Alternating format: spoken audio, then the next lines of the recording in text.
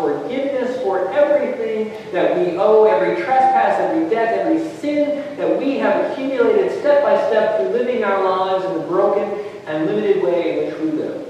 God has let go.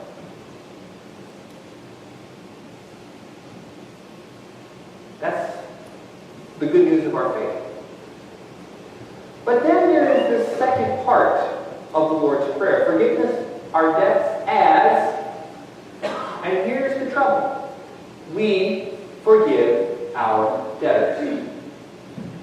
The truth is, human beings, us in this room, we are not as good at forgiveness as God is. No matter how hard we think we are trying, no matter how much we try to let go, we hang on to that one thing. That one thing she said way back then. We hold on to that one thing he did to me way back when. There's always that one thing that we're willing to carry around. I've let go of this one, but this one is precious to me. This one makes me who I am. This one, if only they knew how much this hurts. But they don't, so I'm going to hang on to it. And as I hang on to it, I baptize it.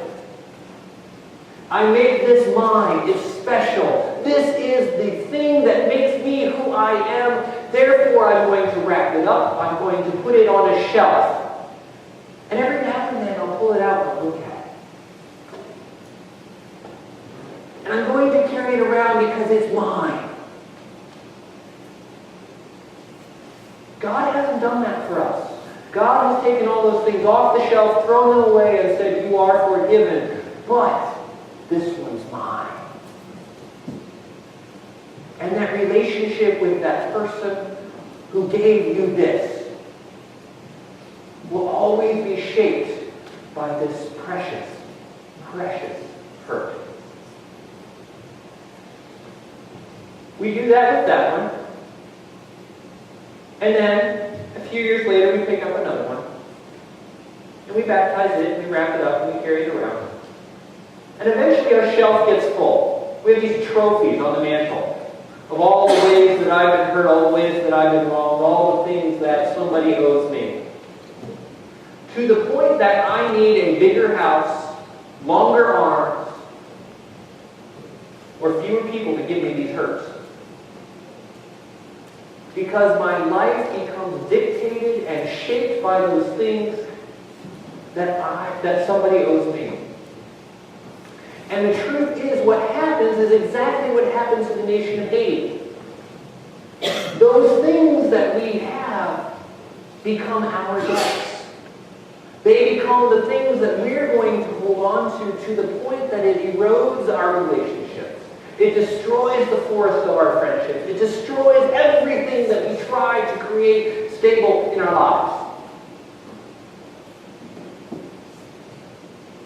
Forgiveness is a painful, hard thing to do. And we think very often that forgiving somebody is a gift to them. That gift that I'm going to give them. That person who wronged me 20 years ago doesn't even remember. They're not going to ask for forgiveness because they don't care.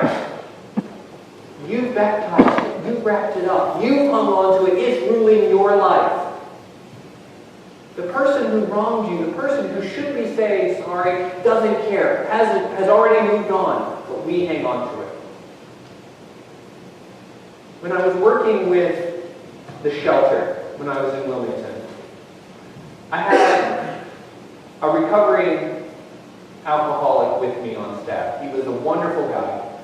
He is now a Pentecostal minister. And he talked about forgiveness in these terms. You're allowing someone else to use your mind rent-free.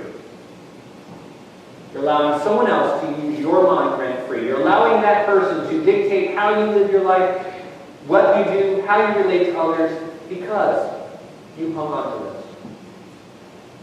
And when he encouraged all his guys that he worked with to let it go. To offer to the people who do not know, do not care, do not even want your forgiveness, to say, I'm letting it go. It doesn't pretend that the hurt wasn't there. It doesn't pretend that those problems weren't once real. It doesn't pretend any of that. But what it does is it says, I will not hang on to this bitterness. I will not let this rule my life. And it makes an incredible difference. Where I've seen that happen was also in the shelter. I'll close with this. In my population of people that I worked with, we had people who had been in inner city Wilmington in 1968, 1969.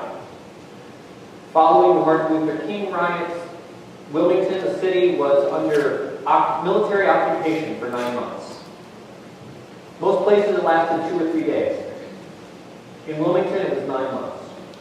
The entire Delaware National Guard was white. The entire inner city was black.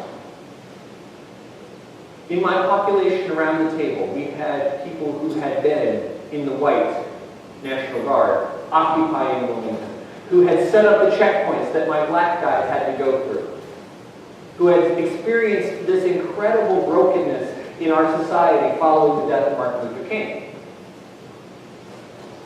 And on Martin Luther King Day, around this table, the subject came up. We had the white guys over here talking about how scared they were. We had black guys over here talking about how frustrated they were that they had to show their ID to get home from school. But by talking about it, by dealing with the fact that both of them were victims of this entirely broken society and system of that era, they were able to forgive each other. And around that table, I saw the beginning of relationships that continued over the next 2 years that I was working there. It was amazing to see forgiveness at work. It works, it's real, and by doing that, they had let go and begun the process of healing. So that's my encouragement to you.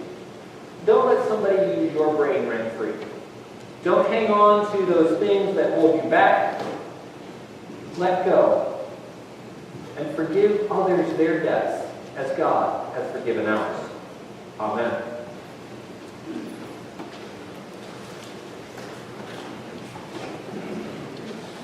Let's stand and sing our responsive hymn, hymn number 321, It Is Well With My Soul.